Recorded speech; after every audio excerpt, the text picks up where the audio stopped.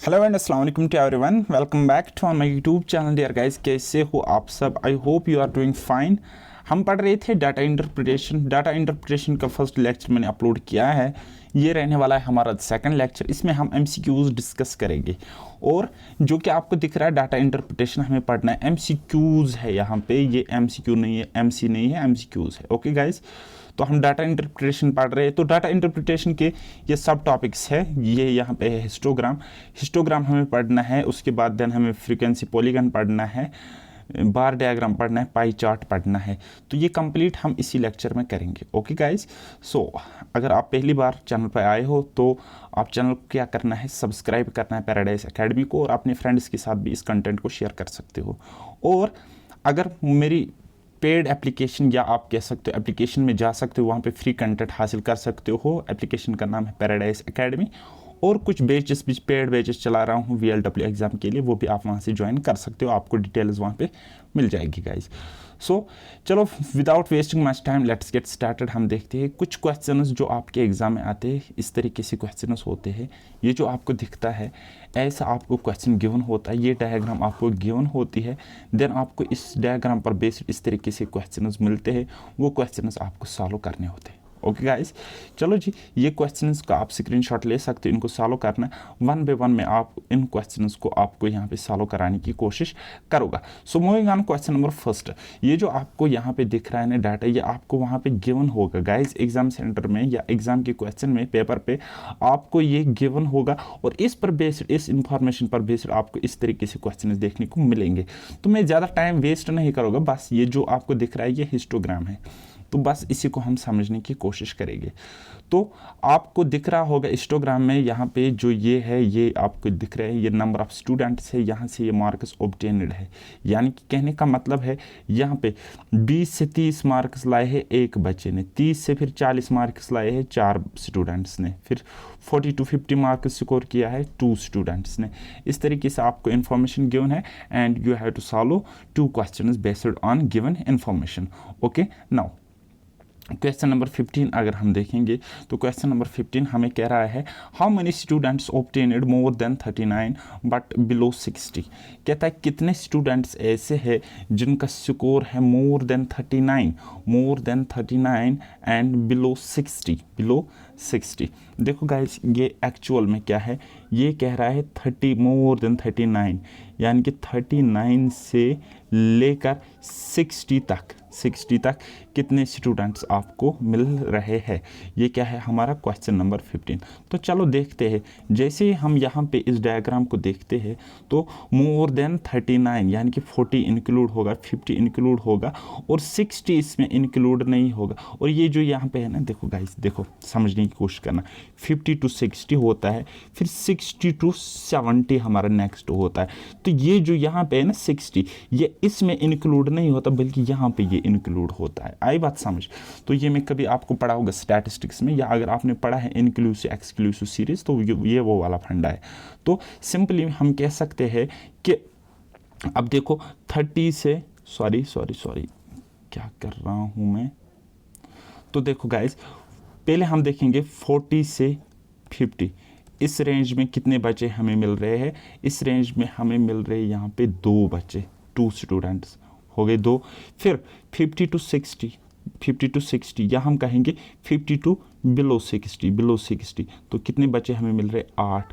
तो हम कह सकते हैं यहाँ से यहाँ तक, यानी कि कुल मिलाकर मोर देन 39 यानी कि 40 to 60 हमें कितने बच्चे मिल रहे हैं 2 + 8 यानी कि 10, and 10 will be the correct answer. तो इस तरीके से आपको सोचना पड़ता है एग्जाम में। सो क्वेश्चन नंबर 15 को थिंक विदाउट इंक अप्रोच से आप कह सकते हो आंसर शुड बी 2 + 8 यानी कि 10।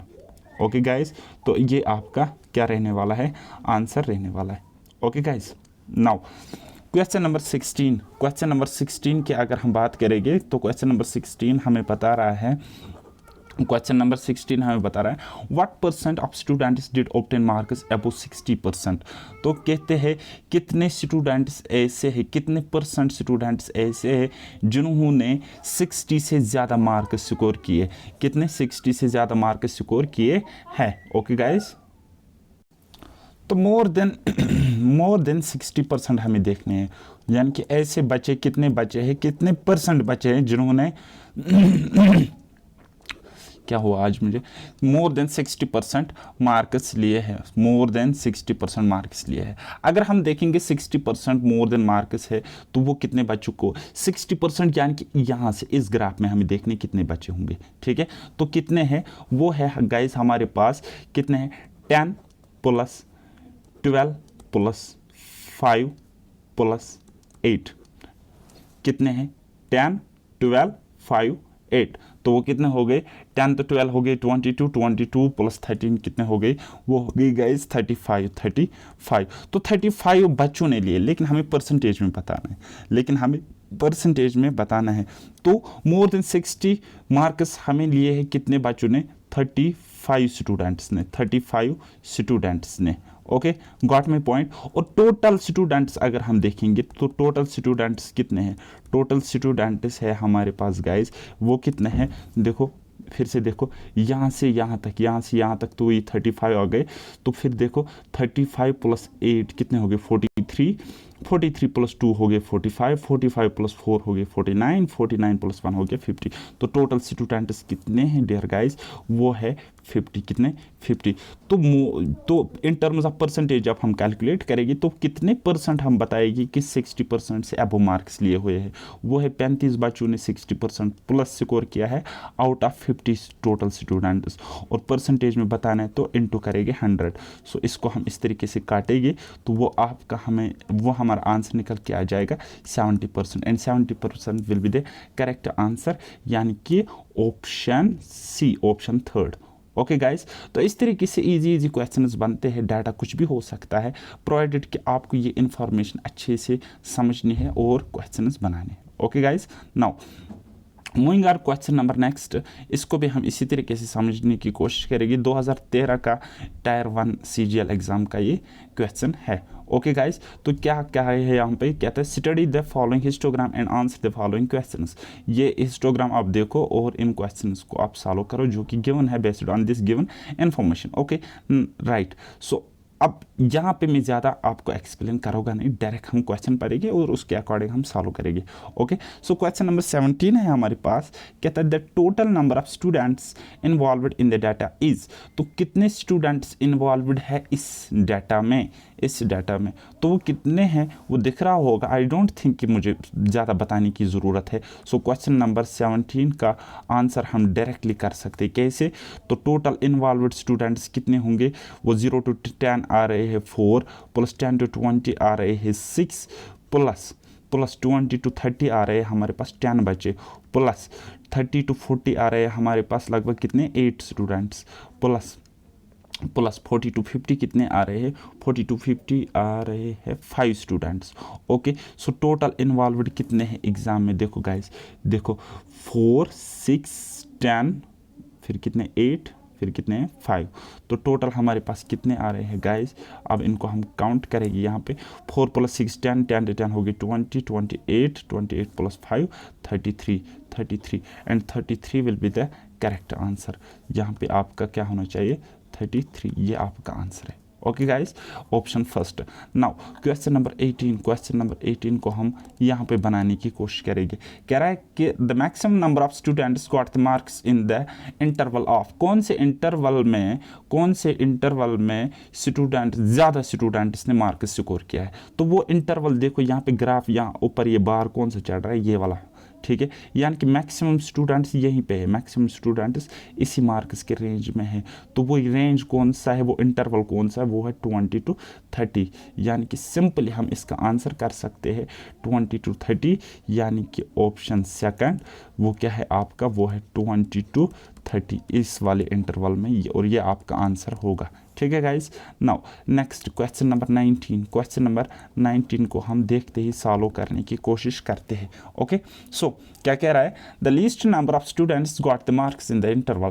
कह रहा है सबसे कम नंबर ऑफ स्टूडेंट्स ने किस इंटरवल्स में स्कोर किया है, कौन सा इंटरवल ऐसा है जहाँ पे सबसे कम बच्चों का स्कोर आपको देखने को मिल रहा है, वो है हमारा, देखते ही हम पता लगा सकते हैं कि यहाँ पे मिनिमम फ्रीक्वेंसी है, कम से कम फ्रीक्वेंसी है, लीस्ट फ्रीक्वेंसी है, तो हम कहेंगे कि ये कौन सा इंटरवल है, 0 to 10, and 0 to 10 should be the correct answer. Okay, यानी कि ऑप्शन 4th है, right?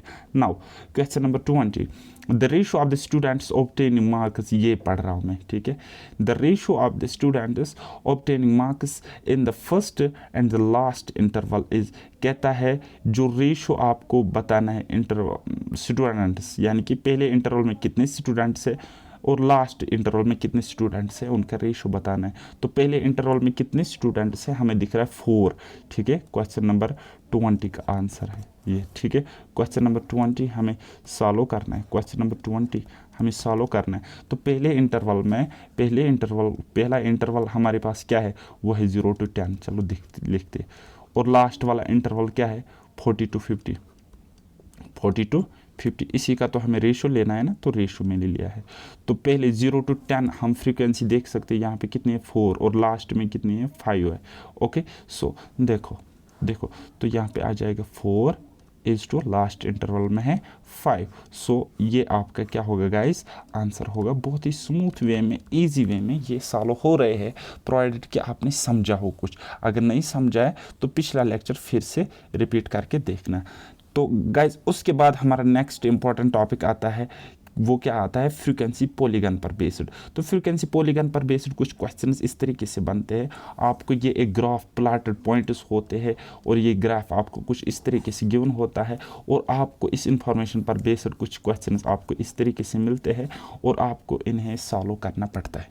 ओके गाइज, सो बहुत ही ईजी लेवल का है, कुछ भी नहीं करना होता है, बस टूचे लेवल के क्वेश्चंस आपको देखने को मिलते हैं यहाँ पे, प्रोवाइडेड कि आपके कंसेप्ट्स क्लियर है और आपको वो विजुअलाइजेशन जो होता है ना, ये क्वेश्चन सॉल्विंग एबिलिटी वो ठीक ठाक है। ओके, नाउ चलो जी इस क्वेश्चन को हम बनाने की कोशिश करते हैं।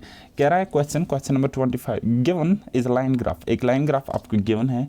Okay, now showing the number of accidents in a city during the first 6 months of 1999, तो ये हमें क्या दे रहा है, ये डाटा हमें बता रहा है कि एक्सीडेंट्स हो रहे हैं पहले 6 महीने में, साल के पहले 6 महीने, यानी कि जनवरी, फरवरी, मार्च, अप्रैल, मई, जून, जनवरी से जून तक कुछ हर महीने कुछ एक्सीडेंट्स होते हैं, कौन सी साल में, इस साल में। अब अगर ये समझोगे भी नहीं कोई मसला नहीं है, बस डायरेक्ट आप इसको देखा करो, ठीक है, इसको देखा करो, और सबसे पहले तो क्वेश्चन को ही देखा करो, देन उसके बाद यहाँ पे आ जाओ, ठीक है। तो क्वेश्चन हमें क्या कह रहा है, क्वेश्चन इस पर बेस्ड हमें कह रहा है the decrease percent of accidents from May to June is, कहता है मई ये है, मई का मंथ ये है, जून का मंथ ये है, तो कितना डिक्रीज हुआ। मई के मंथ में 32 एक्सीडेंट्स हो गए, जून के मंथ में 27 एक्सीडेंट्स हो गए, तो 32 से हो गए 27, यानी कि -5 एक्सीडेंट्स कम हो गए, 5 एक्सीडेंट्स कम हो गए। तो इसी को हमें परसेंटेज में बताना है। तो सिंपल है ना, करना क्या है, कुछ भी तो नहीं करना है।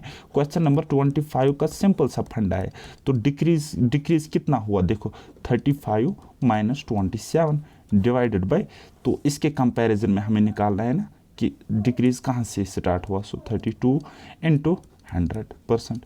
तो आप डायरेक्ट भी लिख सकते थे इसको, कैसे डिक्रीज कितना हुआ, 5 divide by 32 × 100। Okay, so you will get 5 divide by 8 × 25, ठीक है। तो अब आप अगर बताओगे कि सर ये कैसे किया है, क्या किया है, तो मैं इसका जवाब नहीं दूंगा, ठीक है, खुद समझा करो। ओके, सो 5 × 25 कितना होता है, 125 डिवाइड बाई 8, तो कैंसिल आउट करोगे, 8 1s are, okay, so 8 5s are, so 15 point something, 8 1s are, 8 5s are, 5 divide by 8%। तो ये आपका आंसर होगा, यानी कि ऑप्शन थर्ड। ओके गाइस, तो इस तरीके से आप ये कर सकते हो, कैलकुलेट कर सकते हो। यहाँ पे मैंने कैसे किया, अगेन मैं ये नहीं बताऊंगा, क्योंकि आपको फिर बहुत ज़्यादा समझने की ज़रूरत है, पढ़ने की ज़रूरत है, तो आप पढ़ सकते हो, फिर ये सीखना कोई लॉजिक ही नहीं बनता है। अगर आपको ये वाला स्टेप समझ नहीं आया तो ये कोई लॉजिक ही नहीं बनता है यूजुअली। ओके, तो चलो उसके बाद बार डायग्राम पर क्वेश्चंस बनते हैं, तो उन क्वेश्चंस को हम डील करने की कोशिश करते हैं। इस तरीके से आपको बार डायग्राम गिवन होता है, और मैंने आपको कहा कि बार डायग्राम और हिस्टोग्राम में मेन डिफरेंस क्या होता है। हिस्टोग्राम कुछ इस तरीके से होता है, ठीक है, गाइस इस तरीके से होता है। और बार डायग्राम कुछ इस तरीके से होता है, यानी कि यहाँ पे आपको गेप्स दिख रहे हैं। और ये जो आपको है ये क्या होता है, डिस्क्रीट डाटा होता है। और हिस्टोग्राम कॉन्टिन्यूस डाटा के लिए हम यूज़ करते। चलो जी हम समझते हैं। ये क्वेश्चंस है, आप इनका स्क्रीनशॉट लेना, इसकी PDF भी मैं आपको टेलीग्राम पे प्रोवाइड करा दूंगा। हम लेकिन जाएंगे डायरेक्ट क्वेश्चन पे जाएंगे और क्वेश्चन को हम सॉल्व करेंगे। ओके गाइस, नाउ देखो कुछ इस तरीके से आपके पास इंफॉर्मेशन गिवन है। ये आपको बार ग्राफ देकर है, इसको देखो ही मत, डायरेक्ट क्वेश्चन को देखो। तो क्वेश्चन नंबर 98 हमें बता रहा है, कह रहा है in the year which exhibit the second highest growth percentage in FDI in India over the period shown is. कहता है कौन से ईयर में, द ईयर विच एग्जिबिटेड, कहता है कौन से ईयर में सेकंड हाईएस्ट FDI ग्रोथ हमें देखने को मिल रही है। ठीक है, तो पहली सबसे हाईएस्ट हमें यहाँ पे दिख रही है, सेकंड हाईएस्ट हमें यहाँ पे दिख रही है, और ये कौन सा ईयर है, 1996। तो 1996 option D will be the correct answer. बताओ क्या सोचना था इसमें, कुछ भी नहीं है। तो next question number 99, the ratio investment in 1997 to the average investment is. तो कहता है द रेशियो इन्वेस्टमेंट जो हुआ है 1997 में, वो 1997 में कितना हुआ है, 31.36%। तो सीधा ही लिखो अप्रॉक्सीमेशन से 30%, सो 30:2। और एंड ओवरऑल कितना हुआ है, यानी कि ओवरऑल एवरेज इसका, तो 30 + 24 + 10 + 20 + 11 10 + 5.7। तो आप अगर अप्रॉक्सीमेशन से भी करोगे ना, 5 तो 10 हो गए, 15 तो 10 हो गए, कितने 15 तो 10 हो गए, 25 25 तो 20 हो गए, 45 45 तो 25 कितने हो गए, 45 तो 25 हो गए, 70 70 + 30 कितने हो गए, 100 100 डिवाइड बाई 1 2 3 4 5 6, 100 डिवाइड बाई 6 कितना होता है, तो वो जितना होएगा उतना तो होएगा। तो 100 डिवाइड बाई 6 अगर हम करेंगे, लगभग हमें कुछ 15 के आसपास मिलेगा। तो जब इसका रेशो लेगी तो 2:1 आपको मिलेगा, और 2:1 आप देखते हैं यहाँ पे टिक करोगे। या अगर आपको मोर प्रिसाइसली इसको कैलकुलेट करना है तो करो, यहाँ से ये लिखोगे इस तरीके से 31.36 और रेशो निकालोगे, और इन सब का कुछ तो एवरेज मिलेगा ना आपको, वो आप यहाँ पे लोगे। ठीक है, फिर काटोगे इस तरीके से, तब आपको यहाँ पे आंसर मिलेगा रेशो। ओके गाइस, सिंपल सा है, कुछ भी नहीं है। नाउ नेक्स्ट क्वेश्चन हमें कह रहा है, क्वेश्चन नंबर 100 जो है वो हमें कह रहा है, the absolute difference in FDI to India between 1996 and 1997 is. कहता है एब्सोल्यूट डिफरेंस कितना है FDI में, कौन से सालों में, 1996 और 1997 के दरमियान एब्सोल्यूट डिफरेंस कितना है। तो एब्सोल्यूट डिफरेंस आपको देखो 1997 में कितना है, यहाँ पे देखो 1997 में कितना मिल रहा है FDI इन्वेस्टमेंट, 31.36 माइनस करोगे, डिफरेंस ही तो लेना है ना, 24.23। तो आप इसको सॉल्व करोगे, देखो 6 से 3 गया तो कितना आएगा, बोलोगे सर 3 आएगा, और एक ही ऑप्शन में हमें यूनिट डिजिट 3 मिल रहा है, तो टिक करोगे ऑप्शन सेकंड। ठीक है, तो इस तरीके से प्रेजेंस ऑफ माइंड होना चाहिए।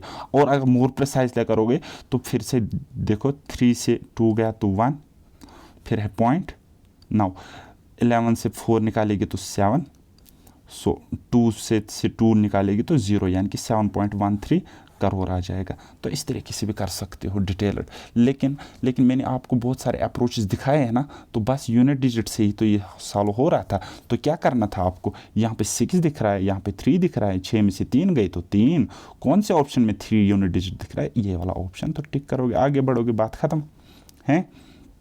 नाउ नेक्स्ट इन्फॉर्मेशन भी आपको गिवन है, आपके पास क्वेश्चन गिवन है, DI आपको गिवन है, सॉरी क्या है, बार डायग्राम आपको गिवन है, और आपको क्वेश्चंस को सॉल्व करना है। ठीक है, तो क्वेश्चन नंबर 101 क्वेश्चन हम यहाँ पे देखेंगे।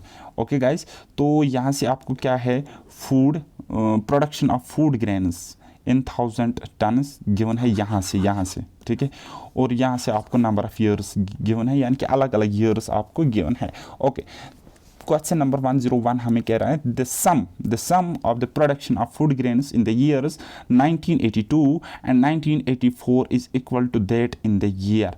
कहता है कि 1982 में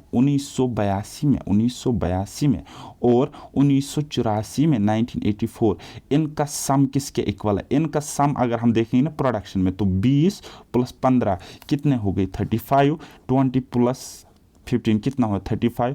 और ये 35 कौन से पीरियड में आया है ये हमें दिख रहा है यहाँ पे, और पीरियड कौन सा है, साल कौन सा 1981, वही तो हमें पूछ रहा था। तो डायरेक्ट हम टिक करेंगे ऑप्शन नंबर सेकंड 1981। बताओ कुछ सोचना था इसमें नहीं ना। आप मुझे समझ नहीं आ रहा, आप लोग डर क्यों लग रहा है मैथ्स से। ये कुछ नहीं है यार, आप 100% स्कोर करोगे यार, मैं झूठ नहीं कहता। तो चलो जी नेक्स्ट क्वेश्चन नंबर 102 कह रहा है the difference between the production of food grains in the years 1981 and 1985 is. देखो अब देखो क्या डिफरेंस निकालना है, 1981 यानी कि ये, 1985 यानी कि ये। सो डिफरेंस कितना है, कितने टन का है, 5 टन। सॉरी ये क्या हो रहा है, the percentage increase in production from 1984 to 85। अच्छा हम 102 पढ़ रहे हैं ना। Okay the difference between the production of food grains in the years 1981 and 1985। 1981 में इतने हैं, 1985 में इतने हैं, तो 500 टन्स। ये 1000 टन्स में है ना, तो 5000 टन्स होगा, 5000 टन्स। तो कहाँ गया ऑप्शन सी इसका करेक्ट आंसर होगा। तो यहाँ पे आप बोलोगे सर 5 मिल रहा है, तो लेकिन यहाँ पे इन टन्स दिखाया है ना, तो 5 अगर मिला है तो उसका मतलब है 5 टन्स, 5000 टन्स। आई बात समझ। पता नहीं मुझे कभी कभी फील आ रहा है कि आपको कुछ भी समझ नहीं आता होगा, पता नहीं क्यों लग रहा है मुझे ऐसा। चलो जी थोड़ी सी दिक्कत हो रही है, 1-2 दिन में मेरा लैपटॉप भी पहुंच जाएगा ठीक हो गए, तो उसके बाद दिक्कत कुछ नहीं होगी। एडवांस मैथ्स भी हम बहुत अच्छी तरीके से देखेंगे। ओके गाइस, अभी मोबाइल स्क्रीन पे पढ़ा रहा हूँ, थोड़ी सी प्रॉब्लम हो रही है। Now next the percentage increase in the production from 1984 to 1985। यहाँ पे परसेंटेज इंक्रीज बतानी है कि यहाँ से यहाँ कितना इंक्रीज हो गया। अब देखो कितना इंक्रीज हो रहा है, 15 हो रहा है इंक्रीज 15 पे, यानी 15 इंक्रीज हो रहा है 15 पे इंटू 1000, तो 100% इंक्रीज हो रहा है, 100% इंक्रीज। तो कहाँ गया option D. Okay now next question number 104 इसको हम सॉल्व करेंगे। कहता है 2 consecutive years in which rate of change of production of food grains is minimum are। तो कौन से 2 consecutive years ऐसे हैं जहाँ पे प्रोडक्शन रहा है फूड ग्रेन्स का मिनिमम प्रोडक्शन रहा है, ऐसे 2 कंजिक्यूटिव ईयर्स। तो ऑप्शन से ही देखेंगे क्या 1980 1981 है, 1980 तो यहाँ पे तो ज़्यादा है तो ये ऑप्शन हट गया। 1982 83 क्या यहाँ पे है, क्या आपको दिख रहा है 82 83, ठीक है। क्या आपको दिख रहा है कंजिक्यूटिव यहाँ पे मिनिमम है, नो नॉट एट ऑल। 84 85 तो ये भी नहीं है। फिर 83 84 देखेंगे, 83 84 दिख रहे हैं, देख लेंगे 83 84 ये कंजिक्यूटिव है। देखो अगर हम ज़्यादा देखेंगे मोर प्रिसाइज तो ये वाला है कंजिक्यूटिव, ठीक है। The 2 consecutive years in which rate of change of production of food grains is minimum। अच्छा रेट ऑफ चेंज बताना है हमें, तो रेट ऑफ चेंज मिनिमम कहाँ पे है, तो वो है गाइज यहाँ पे, ठीक है। देखो यहाँ पर भी 5 इंक्रीज हो रहा है, लेकिन 20 पर हो रहा है, तो 5 20 का होता है, 5 20 का होता है कितना 25%। तो यहाँ पे 25% इंक्रीज हुआ है। लेकिन वहीं पे अगर हम बात करेंगे यहाँ से लेकर यहाँ तक 1983 से लेकर 84 तक अगर हम बात करेंगे तो 5 इंक्रीज हुआ है, 5 इंक्रीज हुआ, लेकिन 25 पर इंटू 100 करेंगे तो वो कितना होता है 20% इंक्रीज। तो यही आपका करेक्ट आंसर होगा गाइस। लेकिन फिलहाल हम बाकी ऑप्शंस को भी देखेंगे कि किसी ऑप्शन में इससे कम परसेंट मत मिलता है। तो ऑप्शन फर्स्ट उठा लेंगे 1980 टू 1981, तो यहाँ पर भी 5 इंक्रीज हो रहा है। फिर 82 83 वो हमने देख लिया तो ये हट गया। फिर 83 84 देख लिया हट गया, 1984 85 नहीं आएगा, तो यही होगा गाइस, ये वाला करेक्ट आंसर होगा, यानी कि option first will be the correct answer, क्योंकि यहाँ पे 5 इंक्रीज हो रहा है 30 पर, तो ये कितना हो 1/6 मतलब 16:2/3%, तो मिनिमम यहीं पे है, तो option first will be the correct answer. Okay, now मुझे भी थोड़ा सा छोटा छोटा दिख रहा है स्क्रीन पे, तो आपको भी शायद प्रॉब्लम आती होगी, लेकिन बस इसको समझो, कंसेप्ट को समझो। अब बात अगर करेगी कि एग्जामिनर आपको कैसे डिफ़िकल्ट क्वेश्चन देता है, तो वो कुछ इस तरीके से देता है, 2-3 इंफॉर्मेशन आपको क्या देगा, बार डायग्राम में गिवन देगा। तो देखो कैसे, cotton production in lakh ton bales, in lakh bales, तो वो आपको कुछ इस तरीके से, ये साल है 1992-93, यानी कि ये जो आपको दिख रहा है 92-93 का प्रोडक्शन, 92-93 का प्रोडक्शन ये है, ठीक है, ये है। ओके, ना उसके बाद 93-94 इस साल का प्रोडक्शन, ये ब्लैक वाला है, फिर 94-95 का प्रोडक्शन ये वाला है, ग्रे वाला है, ठीक है। तो इस तरीके से गिवन होगी इन्फॉर्मेशन, तो आपको क्वेश्चन पूछा जाएगा, लेकिन बहुत ही कम चांस है कि आपको ऐसा क्वेश्चन एग्जाम में देखने को मिले। ओके गाइज, सो इस तरीके से भी आ सकता है क्वेश्चन। अब मुझे पूरी उम्मीद है कि आप इसको बना सकते हो। ओके गाइज, नाउ मूव करेंगे हम अपना फेवरेट टॉपिक, जिस पर JKSSB हमेशा क्वेश्चन पूछता है, और आज भी Jammu Kashmir public service commission, जो कि सिविल सर्विस एग्जामिनेशन होता है KS या JKAS, वहाँ पर भी पाई चार्ट से रिलेटेड क्वेश्चंस आए थे, और आप अगर उनको देखोगे तो उनका लेवल इन भी क्वेश्चन से भी बहुत ही डाउन है, बहुत ही कम है। आप विद इन सेकेंड्स उन क्वेश्चंस को बना लोगे अगर आपने मेरा पिछला लेक्चर समझा है। चलो हम क्वेश्चन को ही सॉल्व करेंगे, देखेंगे कि होता क्या है, ठीक है गाइज। चलो now question number 1 to 5 based है पाई डायग्राम पर, पाई चार्ट पर गिवन है। तो बस हमने अभी इसको देखा कि अदर्स है 20%, ट्रांसपोर्ट 5%, एजुकेशन 12%, हाउसिंग है 15%, क्लोथिंग 10%, फूड 23% एंड सेविंग्स 15%। तो टोटल कितना होगा, अगर मैं टोटल का होगा तो टोटल होगा गाइस 100%। और हम यहाँ पे डिग्री बात करेंगे, टोटल डिग्री कितनी होगी 360 डिग्री। अब आप देख सकते हो कि ये जो अब मेरा पेन है ना, सिर्फ इतने में लिख सकता है, यहाँ तक, ठीक है, देखो यहाँ तक, तो इसलिए मुझे भी थोड़ी सी प्रॉब्लम हो रही है, आप थोड़ा सा मैनेज कर लो अभी। Okay guys, now question number 1 इसका यहाँ पे गिवन है, तो देखेंगे ये क्वेश्चन क्या कह रहा है हमें। अच्छा, थोड़ा सा हम यहाँ पर भी पढ़ेगी, ये हमें क्या दिख रहा है, read the following pie chart to answer the question is below, कुछ है ही नहीं इसमें। चलो, अच्छा, ये सारे के सारे प्रीवियस ईयर क्वेश्चन मैंने लिए हैं, एक बहुत ही अच्छी बुक से लिए हैं। Percent of money spend by a family on various item during 1998, ठीक है, ये आपको गिवन है इन्फॉर्मेशन इस पाई डायग्राम में, पाई चार्ट में।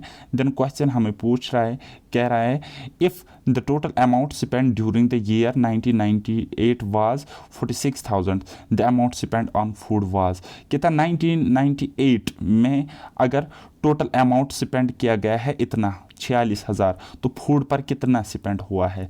तो टोटल ये तो 1996 का ही है ना, चार्ट तो 1998 का ही पाई चार्ट आपको गिवन है ना।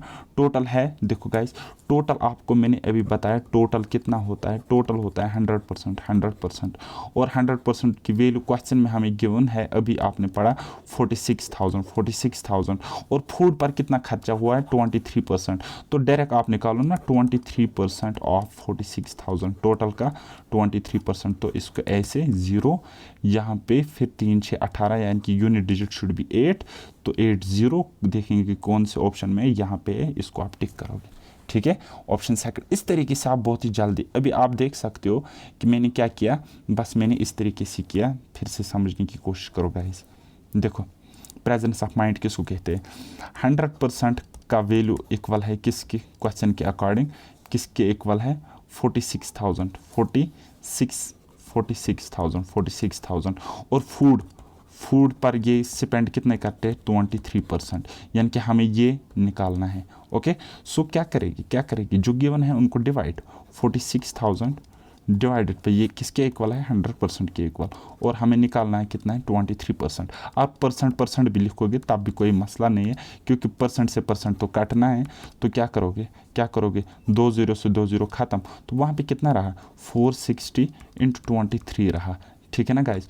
तो जब आप ये सॉल्व करोगे, देखो यहाँ पे तो 0 पहले आ जाएगा, फिर 3 6 are 18, तो ये यूनिट डिजिट यहाँ पे मल्टीप्लिकेशन के बाद आपको कुछ नंबर मिलेगा और लास्ट में 80 होगा। तो 80 एक ही ऑप्शन में हमें दिख रहा है, और वो ऑप्शन क्या है हमारा, ऑप्शन सेकंड। तो इस तरीके से टिक करोगे और आगे बढ़ोगे। आई बात समझ? नाउ चलो इन क्वेश्चंस को हम बनाने की कोशिश करते हैं फटाफट। If the total amount spend was 46,000, how much spend on clothing and housing together. Clothing और हाउसिंग पर टुगेदर कितना हुआ? क्लोथिंग पर 10%, हाउसिंग पर 15%, यानी कि टोटल 25%। और कह रहा है अगर टोटल 46 यानी कि देखो क्या करना है एक ही स्टेप में समझाओगा। 46,000, ठीक है, डिवाइड बाई 100 इंटू 25 इंटू करेंगे मल्टीप्लाई बाई करेंगे 25, तो ये यहाँ पे 4, तो 4 से इसको डिवाइड करेंगे। 4 1 4 4 15 0 0, यानी कि 11,500 11,500 11,500, ये वाला आपका आंसर हो जाएगा। ओके, तो इस तरीके से आपको सोचना पड़ता है। The ratio of the total amount, next question number 3, the ratio of the total amount of money spend on housing to that spend on education was, ठीक है। कहता है हाउसिंग और एजुकेशन पर जो स्पेंड हुआ है उसका रेशियो बताओ। तो क्या है यहाँ पे 15%, यहाँ पे 15, यहाँ पे 5%, तो रेशियो निकालो कितना है 3:1, 3:1, 3:1, तो 3:1, एक minute. The ratio of total amount of money spend on housing to that spend on education. अच्छा, अमाउंट का बताना है, हम परसेंटेज में इसको नहीं ले सकते। ओके, तो अमाउंट ही हम बताएंगे। हाउसिंग पर 15%, और एजुकेशन पर कितना है 12%, ना कि 5%। तो यहाँ पे है 15%, ऊपर है 12%, तो बस इसका रेशो लेंगे 4:5। लेकिन हमें ये क्या बता रहा है, ये हमें बता रहा है guys housing to that education, यानी कि पहले लिखेंगे हाउसिंग यानी कि 5 फिर लिखेंगे एजुकेशन यानी कि 4, 5:4 should be the correct answer. तो कौन सा हमारा करेक्ट आंसर होना चाहिए 5:4, एंड 5:4 आपको दिख रहा है ऑप्शन नंबर 4 में। ओके गाइज, तो इस तरीके से ये क्वेश्चंस बहुत ही इजी है, सॉल्व हो जाएंगे। 2 क्वेश्चंस और है, इनको खुद सॉल्व करना। नेक्स्ट क्वेश्चन हम देखते हैं और उसके बाद ये टॉपिक कंप्लीट हो जाएगा। Okay, now question number next we have, कह रहा है द फॉलोइंग, ये वगैरह में पढ़ोगा नहीं, तो पाई चार्ट हमें गिवन है। क्वेश्चन नंबर 1 पहले ही हम देखेंगे, ठीक है। तो पहला क्वेश्चन हम देखेंगे और उसको सॉल्व करने की कोशिश करेंगे। कह रहा है the central angle for the sector on paper cost is, paper cost का सेंट्रल एंगल कितना होगा। तो पेपर कॉस्ट क्या है, पेपर कॉस्ट कौन सा, ये 10%। तो मैंने बोला आपको 100% होता है ये इन टर्म्स ऑफ परसेंटेज, और टोटल होता है 360 डिग्री। यानी कि अगर 100% ये है तो एक काटो, तो 10% की वैल्यू कितनी होगी 36 डिग्री। सो 36 डिग्री होगी ना, तो 36 वही 10% तो हमें निकालना था, तो यही आंसर है, ठीक है। तो इस तरीके से हम आंसर निकालेंगे। देखो गाइस 100% की वैल्यू कितनी होती है 360 डिग्री। ओके, नाउ 360 डिग्री, तो 10% की वैल्यू कितनी होगी, 10% वैल्यू तो ये हमें फाइंड आउट करनी है, वो होगी 36 डिग्री। तो यही हमारा आंसर होगा किसका, क्वेश्चन नंबर 6 का आंसर। तो बस कुछ भी नहीं करना है। The printing cost is 17,500। Okay, the royalty paid is, कहता है प्रिंटिंग कॉस्ट अगर है 17,500 रुपये, प्रिंटिंग कॉस्ट है 17,500 रुपये, तो आप हमें बताइए रॉयल्टी पेड कितनी होगी। तो प्रिंटिंग कॉस्ट 35%। ओके, तो हमें बताना है रॉयल्टी कितनी होगी। तो आपको पता है मैं क्या करूँगा, मैं सीधा बताऊँगा 7,500। एक मिनट, हाँ 7,500। देखो कैसे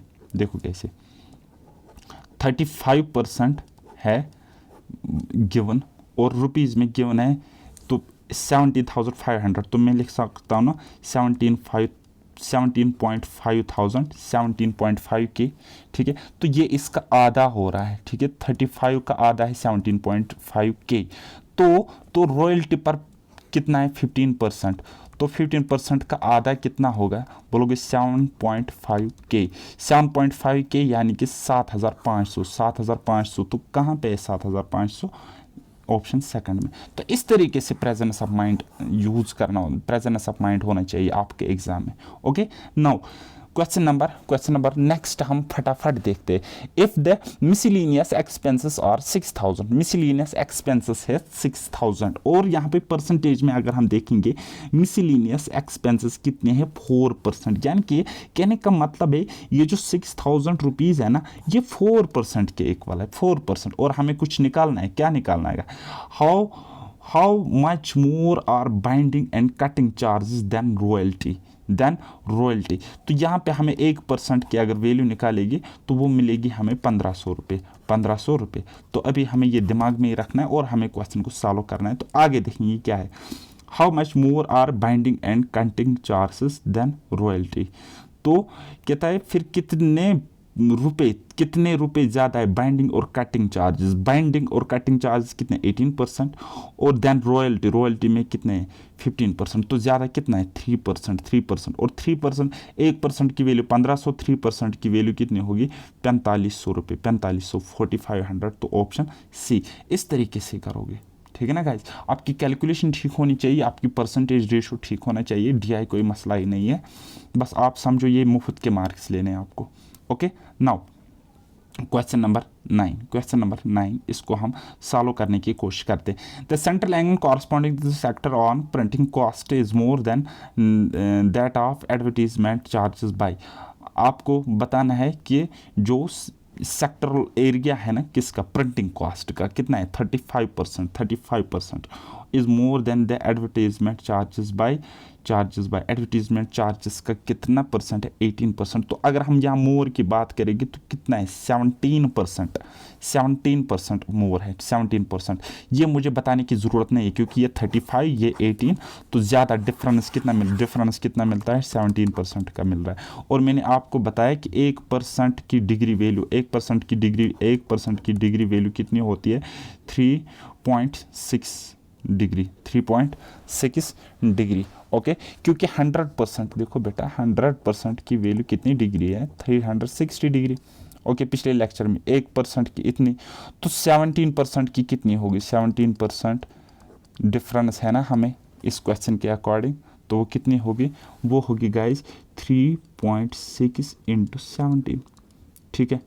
तो वो क्या होगा देखो अब गाइस, यहाँ पे 17 × 6 42 होता है, 7 6 42 42, 4 कैरी आ जाएगा और यहाँ पे डेसिमल पॉइंट आ जाएगा और फिर कुछ आ जाएगा। लेकिन ऑप्शन की तरफ देखेंगे तो ऑप्शन सेकंड हमारा सेटिस्फाई हो रहा है, हम कैलकुलेट ही नहीं करेंगे, हम काउंट ही नहीं करेंगे, तो डायरेक्ट आंसर शुड भी कितना 3.6 × 17, वो कितना आ जाएगा 61.2 डिग्री, और ये आपका आंसर होगा, ठीक है।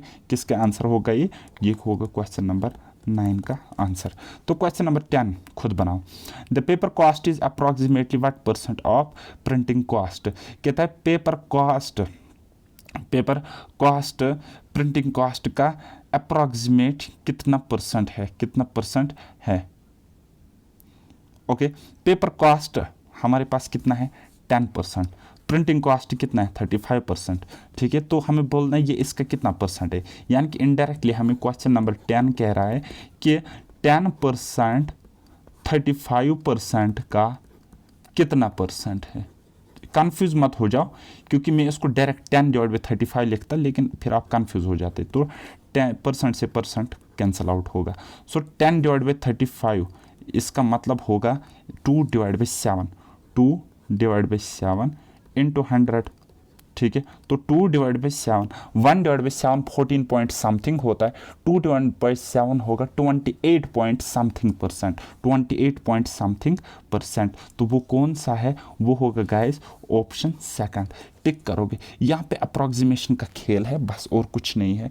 बस प्रेजेंस ऑफ माइंड होना चाहिए आपको इस टॉपिक में, और कुछ भी नहीं है। हालांकि अगर आप बेसिक से भी करोगे क्वेश्चन तो 100% 110% क्वेश्चन सॉल्व होगा ही होगा, लेकिन टाइम लग सकता है। बस अगर आपकी कैलकुलेशन ठीक है, आपका परसेंटेज बाकी अर्थमेटिक पर कमांड है, तो DI आपके लिए कोई मसला ही नहीं है। और ये DI बहुत ही अच्छे लेवल के मैंने लिए थे। आपके JK SSB एग्जाम में वो DI का कोई लेवल ही नहीं होता है। आज का KS पेपर का लेवल देखो क्या है, कुछ भी नहीं है। और वो जो KS के एस्पिरेंट से वो बोल रहे CSAT बहुत ही टफ था।